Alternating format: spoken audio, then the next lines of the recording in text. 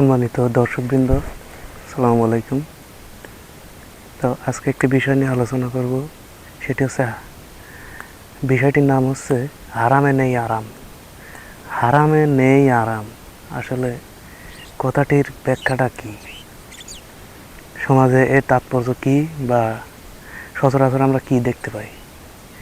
দেখুন, অনেকেই লাখ লাখ কোটি কোটি টাকা ব্যাংক ব্যালেন্স, অঢেল সম্পত্তির অধিকারী দেখবেন, সব জায়গায় তার পোস্টপাস সিপসাপ, দামি গাড়ি, দামি বাড়ি, মানে দামি দামি উঠা বসা, দামি দামি মানুষের সাথে চলাফেরা, মানে বিশাল বিশাল অট্টালিকা, দেশে বিদেশে ভ্রমণ করতেছে। আসলে তার সম্পত্তির উৎসটা কি? অনেকেই এরকম আছে দেখবেন, সকলে না, অনেকেই আছে মানে লাখ লাখ কোটি কোটি টাকার সম্পত্তি, অথচ তার সম্পত্তি করার পিছনে আছে নানান ভয়াবহ এক গল্প, যেটা না বললেই নয়। তারা হয়তো কারো না কারো সততাকে পুঁজি করে, ব্যবসা করে, অন্যের সততাকে ব্যবহার করে কোটি কোটি টাকা ইনকাম করতেছে, আবার অন্যের সম্পত্তি আত্মসাৎ করে কোটি কোটি টাকার মালিক হচ্ছে।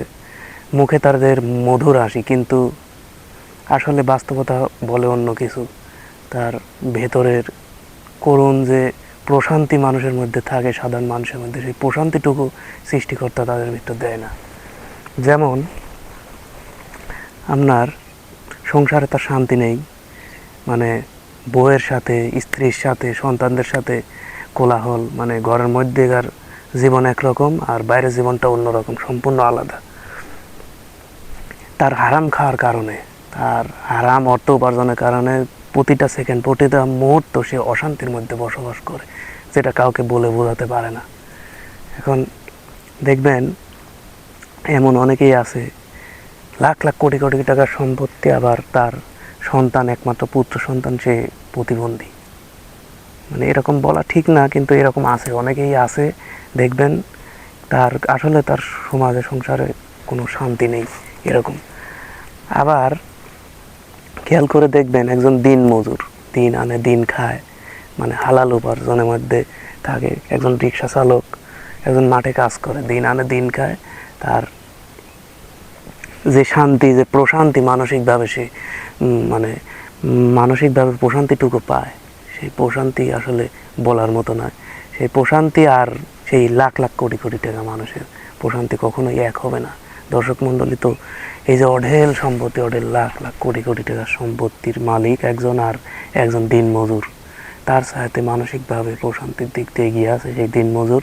এটা শতভাগ নিশ্চিন্তে থাকেন, অযথা অন্যের টাকা, অন্যের উপার্জনের, অন্যের রিজিকে কখনোই হাত বাড়াবেন না।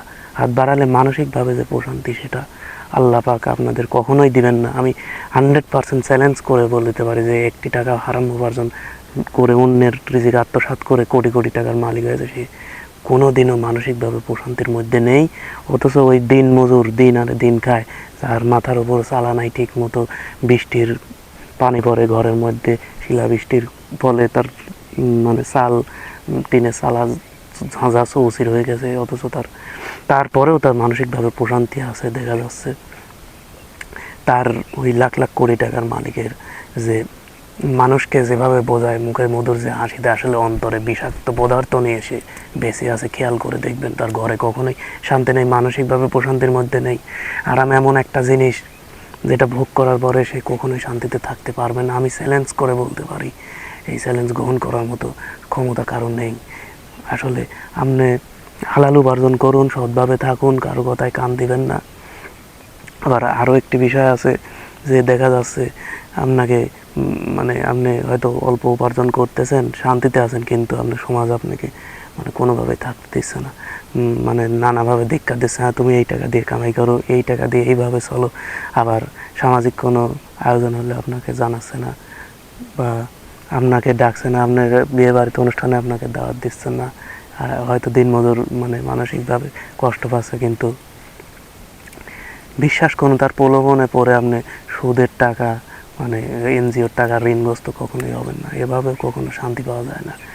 আসলে তারা আপনাকে এড়িয়ে চললেও মানসিকভাবে প্রশান্তি আপনাকে দিনমজুর ভাইকে আপনি যে দান করেছে মহান আল্লাহ রাব্বুল আলামিন, আসলে এই প্রশান্তি হারাম উপার্জনকারীর মধ্যে কখনোই থাকে না। তাই আসুন হারামকে আমরা বর্জন করি। মানসিকভাবে প্রশান্তিতে থাকতে গেলে আমরা সৎভাবে ইনকাম করি, দিনমজুর হয়ে সাধারণ জীবনযাপনে অভ্যস্ত হই। আসলে ওই অস্বস্তিকর পরিবেশ থেকে আমরা কখনোই যাব না, অগ্রগতি হব না। জীবনের চালুকা শক্তি যেন আরামের মধ্যে না কখনোই প্রবেশ না করে। ধন্যবাদ সবাইকে। আসসালামু আলাইকুম।